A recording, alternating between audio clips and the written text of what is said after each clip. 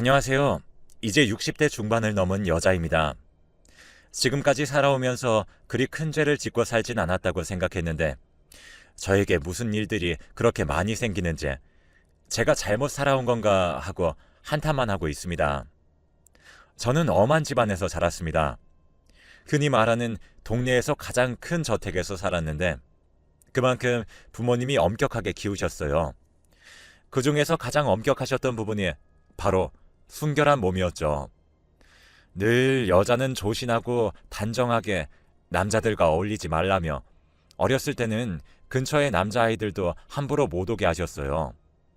그러다 보니 나이를 먹어서도 남자를 어떻게 대해야 하는지 몰라 시집을 갈 시기를 한참을 넘겨서도 남자 한번 제대로 못 만나봤습니다. 그러다 부모님은 제가 노처녀로 혼자 늙을까 싶어 뒤늦게서야 여기저기 선을 주선하셨어요.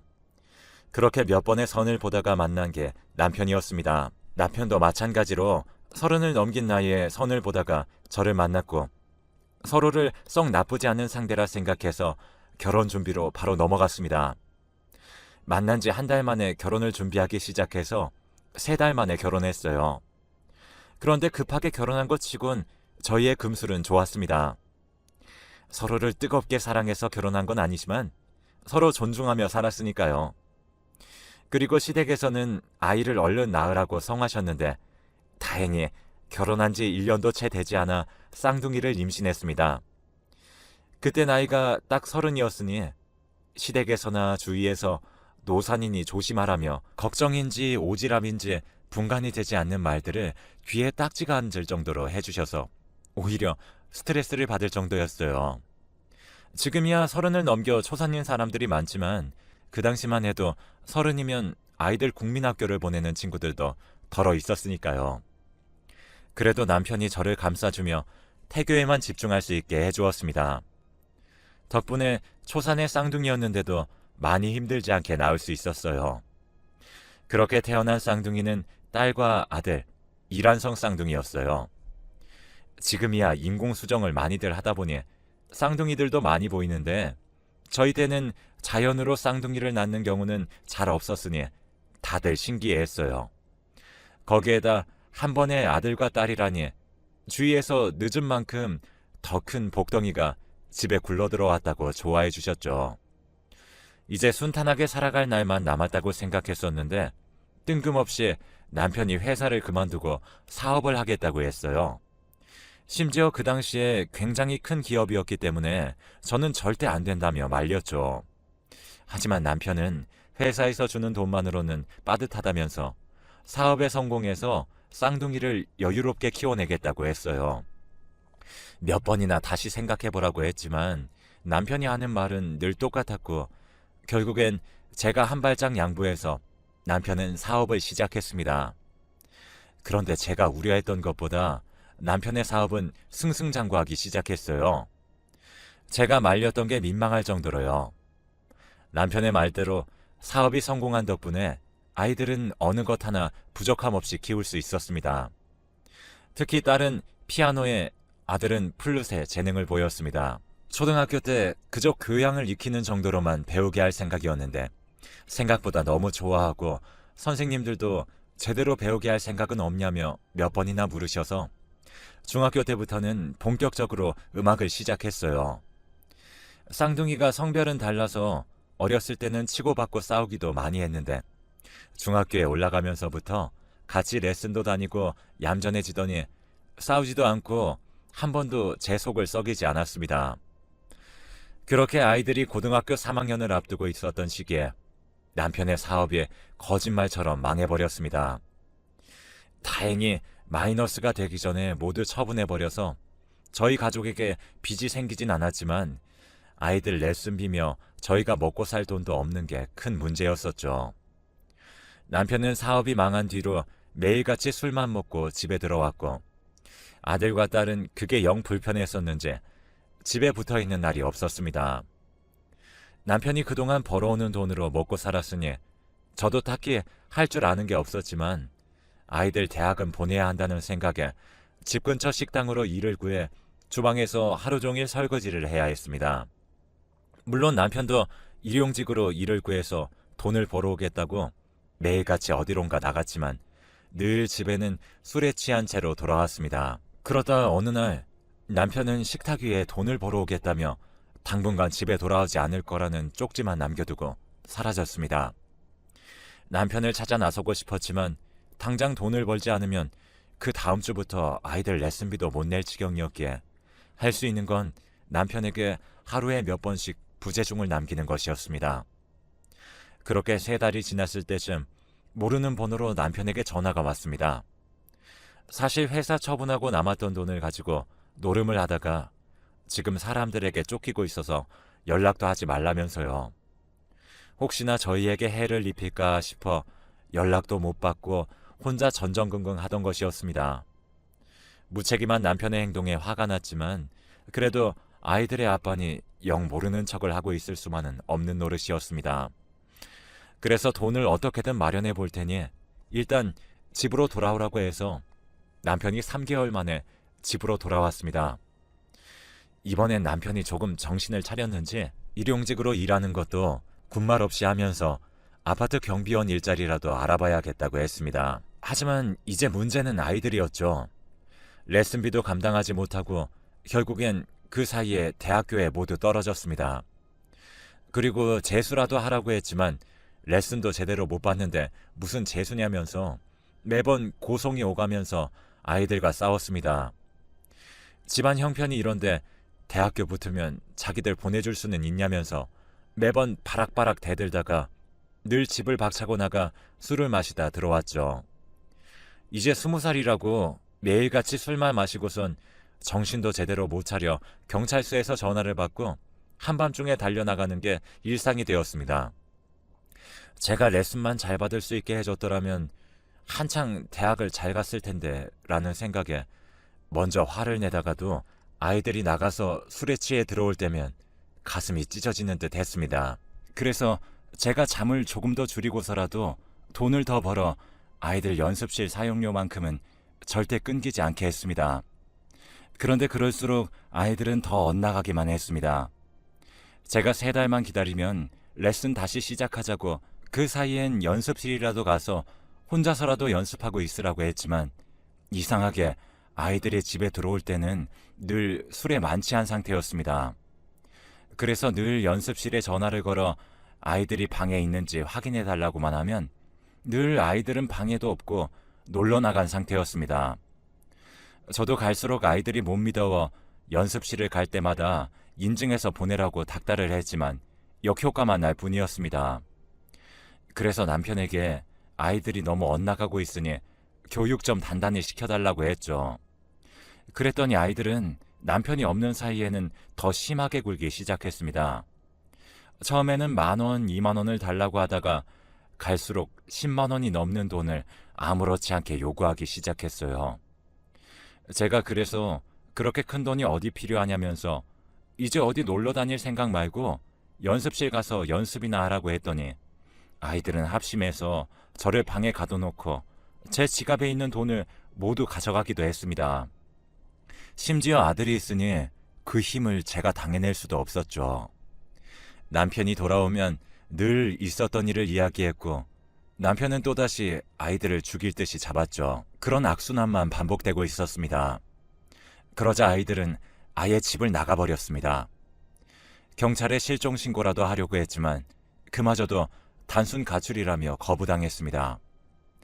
아이들이 사라지고 미안한 마음에 괜히 남편만 탓했어요. 남편이 아이들을 너무 잡아서 아이들이 도망간 거라면서요. 당신이 너무 심하게 뭐라고 하니까 집을 나갔지.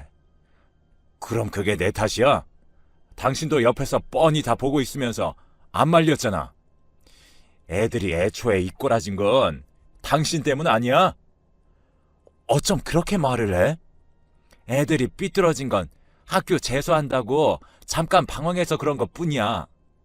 원래는 얼마나 내 말을 잘 들었는데 당신이 손찌검만 안 했어도 집까진 안 나갔어.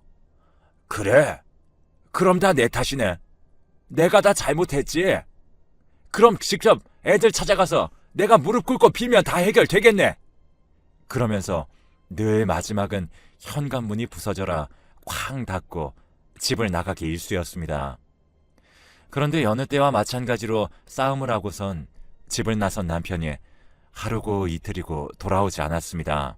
처음엔 꼴도 보기 싫던 양반이 눈앞에 안 보이니 속 편했지만 시간이 갈수록 무슨 일이 있었던 건 아닌지 걱정되기 시작했습니다.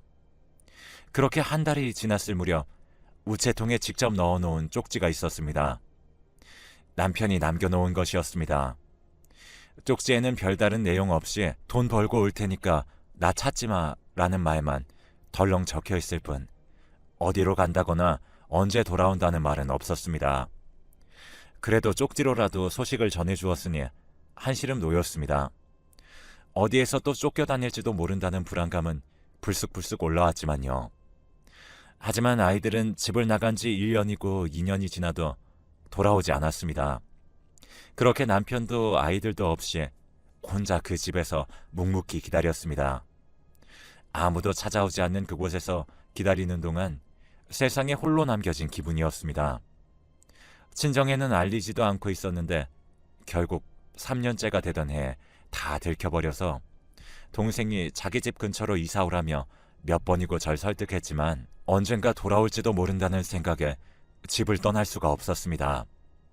그렇게 아이들이 사라진 지 딱 10년째 되던 해였습니다. 마트에서 장을 보고 집에 돌아오는데 집 앞에 익숙한 실루엣이 넘실거렸습니다. 저는 한눈에 알아보고 달려가 와락 껴안았습니다. 10년 만에 보는 아이들이었어요. 아이들은 주춤거리며 저를 안아주었습니다. 그렇게 집 앞에서 한참을 껴안고 있다가 얼굴을 보고 말을 하려는데 눈물이 터져 나와서 말도 안 나왔습니다. 그냥 울음 섞인 목소리로 잘 왔다고만 했죠. 아이들도 죄스러운 표정으로 죄송하다며 너무 늦게 와서 미안하다고 했습니다.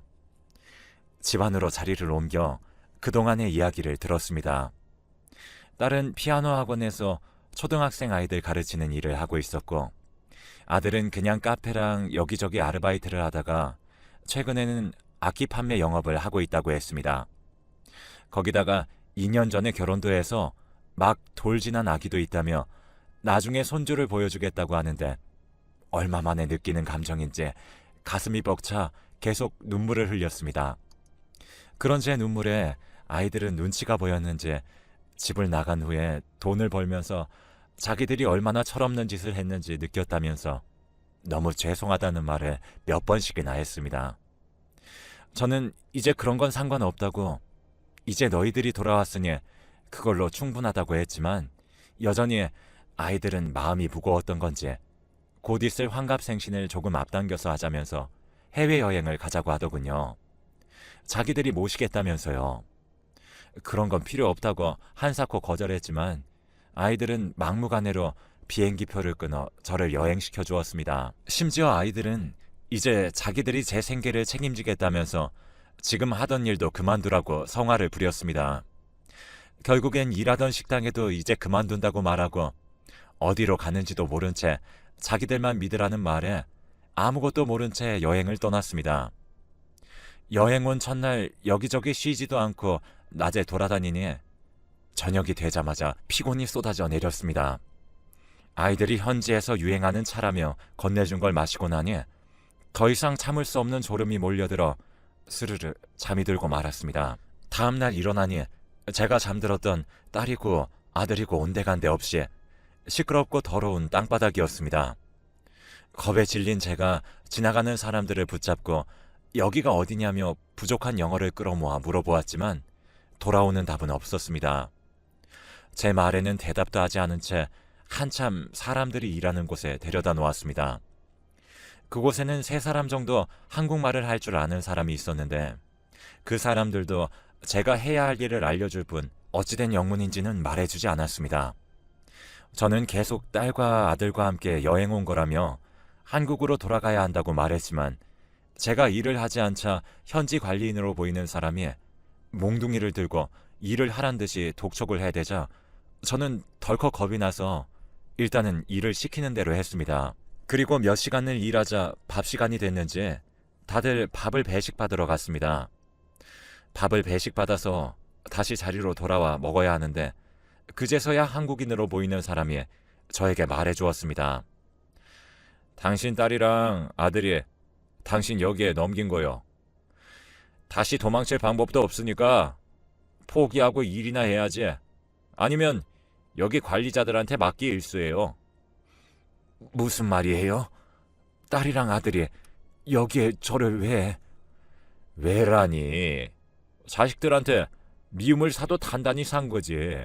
아까 관리자가 하는 말 못 알아들었지? 당신 자식들이 여기 버리고 간 거라고. 그러니까 이제 도망칠 구석도 없으니 일이나 하라고. 아무래도 방금 들은 말이 거짓보다는 진실에 가깝겠다라는 것을 느꼈습니다. 그 말을 들으니 어제 먹은 음식들마저 역겨워지는 것이 느껴져 먹은 것을 그대로 토해내고 말았어요. 그 후로 일주일을 일만 하고 밥을 먹고 토하기 일쑤였습니다. 그런데 어느 날에는 밥을 받고 있는데 누가 제 손을 불쑥 잡는 겁니다. 놀라서 쳐다보니 헬쑥해진 걸 넘어서 얼굴이 너무 상해버린 남편이었습니다. 남편은 차마 길게 말하지 못하고 읽어보라며 제 손에 쪽지를 쥐어주고는 금세 자기 줄로 다시 돌아갔습니다. 밤에 관리자들이 돌아가면 배식 받는 곳에서 만나. 그리고 이 쪽지는 변기에 내려서 없애버려.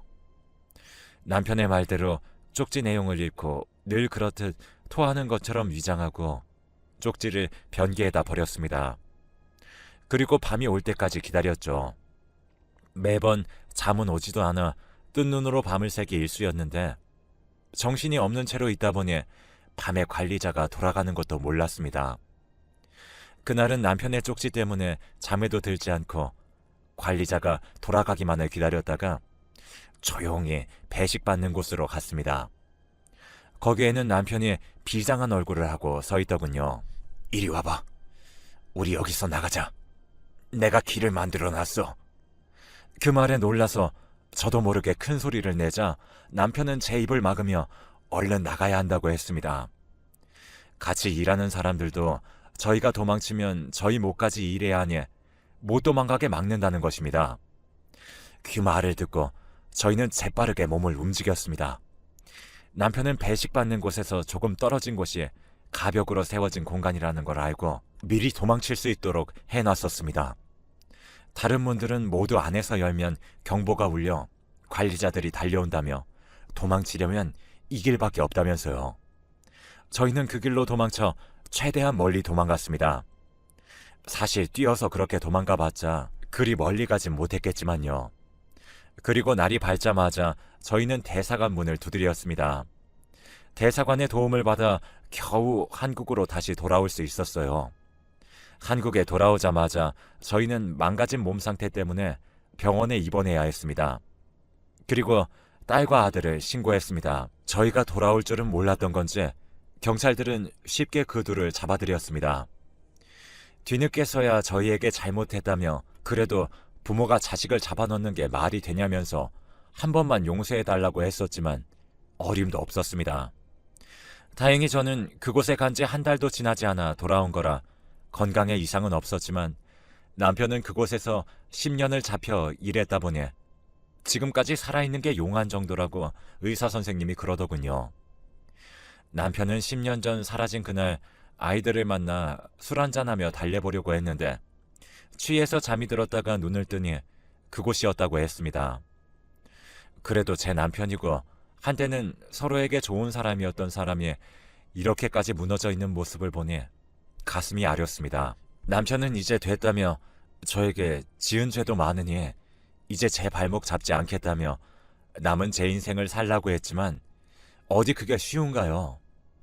남편이 계속 고집을 부려 하는 수 없이 병원을 가는 간격도 줄이고 올 때마다 점점 화를 내는 남편의 모습에 일부러 태어나면 찾아가려 병원에 두어 달에 한 번씩 갔습니다. 그런데 어느 날 병원에서 전화가 걸려왔습니다. 남편이 이제 정말 숨을 다해 간다는 소식이었습니다. 그 소식을 듣고 헐레벌떡 병원으로 달려가니 남편은 이미 죽은 사람 마냥 눈도 제대로 뜨지 못하고 있었습니다. 의사 선생님한테 들으니 들어올 때부터 사실 가망이 없었다면서 남편이 저에게는 아무 말도 하지 말아달라고 부탁해 대는 통에 말을 못했다고 하더군요. 그런데 남편이 죽기 전에는 말해줘야 할 것 같아서 연락했다고요. 남편은 간신히 산소호흡기에 의지한 채 가쁜 숨을 내쉴 뿐이었습니다. 내 남은 인생 구해준 건 당신이니 당신이랑 이제 살아보려고 했는데 이렇게 혼자 가버리면 나는 어쩌라는 거예요. 뼈만 앙상하게 남아 얇은 가죽이 덮고 있는 꼬르란 손을 살포시 쥐어잡자 남편은 편안한 표정으로 세상을 떠났습니다. 마음의 준비도 제대로 하지 못한 채 남편을 잃고 장례를 치러주었습니다. 자식들은 이 와중에 한 번만 다시 생각해보면 안 되겠냐면서 편지를 보내오는데 치가 떨려서 직접 법정에 증인으로 가겠다고 했어요. 이렇게 허무하게 가버린 남편을 위해서라도 가만히 있을 수는 없었습니다. 그렇게 딸과 아들은 모두 징역형을 받고 교도소에 수감되었습니다. 아들네 가족이 자꾸만 찾아와서 지금이라도 늦지 않았으니 한 번만 다시 생각해달라며 난리를 부리는 통에 아들네 가족도 접근금지 신청을 했습니다. 이 이야기는 또 어떻게 알았는지 동생이 찾아와 자기와 함께 살자며 저를 강제로 끌고 자기 집으로 저를 데려갔습니다. 동생을 볼 낯이 없어 처음엔 부끄러웠지만 그래도 그 집 조카와 동생도 다 저를 챙겨주어서 근 10년 동안 처음으로 따뜻한 밥 3끼를 챙겨 먹고 있습니다. 이제는 씩씩하게 거울도 잘 보고 가끔씩 남편을 만나러 산소도 갑니다. 이 일이 있었던 것도 벌써 5년이 다 되어 가네요. 그 당시에는 정말 죽고 싶다는 생각밖에 없었는데 결국엔 다 지나가고 이제는 조카와 동생과 오손도손 잘 살고 있습니다. 절망의 끝에서 일상으로 돌아오기까지 너무 오랜 시간이 걸렸지만 결국엔 다 돌아온다는 걸 깨달았습니다. 여러분도 힘든 일이 있으셔도 포기하지 마시고 꼭 이겨